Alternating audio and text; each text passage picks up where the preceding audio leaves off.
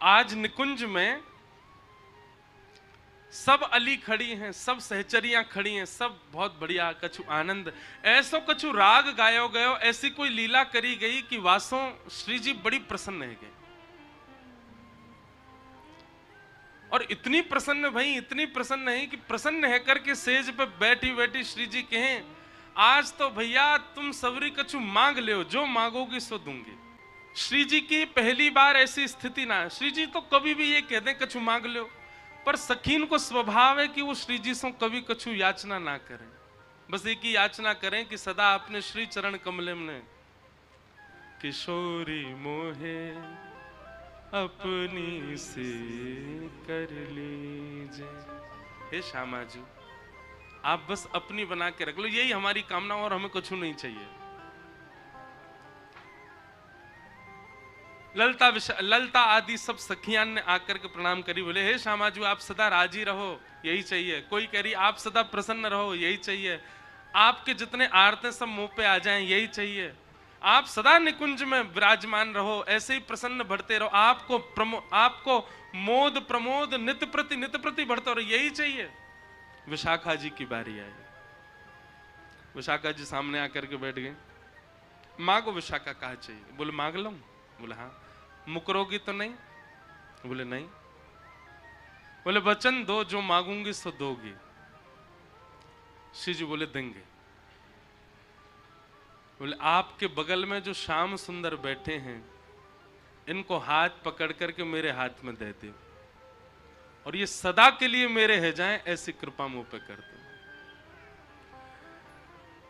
ये बात सुनकर के निकुंज की जितनी सखियां सब आश्चर्य में पड़ गईं, सब विशाखा जी को देखने लगी। ललता जी कहने लगी, अरे जी तू कहा कह रही? बोल आज बोलन दो मुकू, हर बार मैंने आप सबन की बात मानी, हर बार श्री जी के सामने नतमस्तक रही हूं, पर आज मैं अपने हृदय को उद्गार प्रकट कर रही हूं। निकुंज नायक को हाथ पकड़ करके मेरे हाथ में दे दो, और सदा के लिए ये मेरे ही रहें, ऐसा वरदान श्री जी मुंह को दे दो। श्री जी स्तब्ध हो गए, तुरंत अपने आसन से खड़ी है गई, और बगल में विराज रहे श्याम सुंदर भी अपना हाथ खींच रहे हैं। और विशाखा जी से कहने, अरे विशाखा जी ये सब करवे की थोड़ी कही मैंने, जी कहा कर रही हो आप? विशाखा जी बोली तुम शांत रहो, तुम्हारी बात ना जी, मैं अपने मन के भाव कह रही हूं।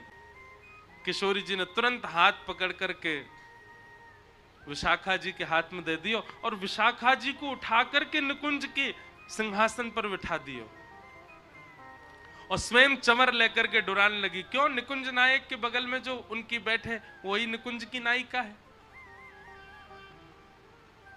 ये दृश्य देख करके, यह छवि देख करके सब सखियां रुदन करने लगी। अरे विशाखा जी तू कैसी लीला कर रही है? तू कहां कर रही है? तू स्वामिनी जी को श्रम दे रही है।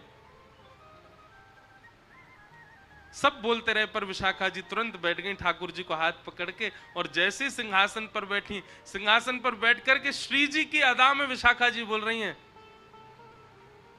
आज मैं अति प्रसन्न हूं, निकुंज की सब सखीन को कछु देनो चाहूं। सब सखियां नंबर से आ रही हैं, विशाखा जी सबको कछु ना कछु प्रदान करती जा रही हैं। चंवर डोरा रही, श्री जी के हाथ पकड़े और के सन्मुख आई। सन्मुख आकर के श्री जी से कही, मैं आपसे बड़ी प्रसन्न हूं। अब निकुंज की नायिका बन गई ना, या हमारी यार तरीका के शब्द बोल रही हैं। मैं आपसे बड़ी प्रसन्न हूं, आपने प्रसन्न है करके जिनको मुंह को दान किया है, अब वो वस्तु मेरी है चुकी है। मतलब श्री कृष्ण को दान आपने मुंह को किया, अब ये मेरी वस्तु है, और इस समय मैं निकुंज की नायिका हूं, तो या भाव से मैं अपनी वस्तु आपको प्रदान कर रही हूं। सदा इनको ध्यान रखियो, कभी कोई आंच इनके ऊपर नहीं आवे। और मेरी आपसे एक ही इच्छा है, कहा मेरी वस्तु जो मैं आपको प्रदान कर रही हूं, इन पर कभी मान मत करिए। मेरी वस्तु है, मेरी वस्तु पे आप मान कैसे कर सको? विशाखा जी चाहती तो सीधी किशोरी जी से प्रार्थना कर लेती कि आप ठाकुर जी पे मान मत करो, पर ये विशाखा जी ने ऐसी लीला करी कि सिंहासन पे बैठ के ठाकुर जी अपने कर लिए और अपने करके अब किशोरी जी से कह रही हैं अब मैं अपनी वस्तु आपको दे रही हूं तो दूसरे की वस्तु पे मान करने को अधिकार नहीं है।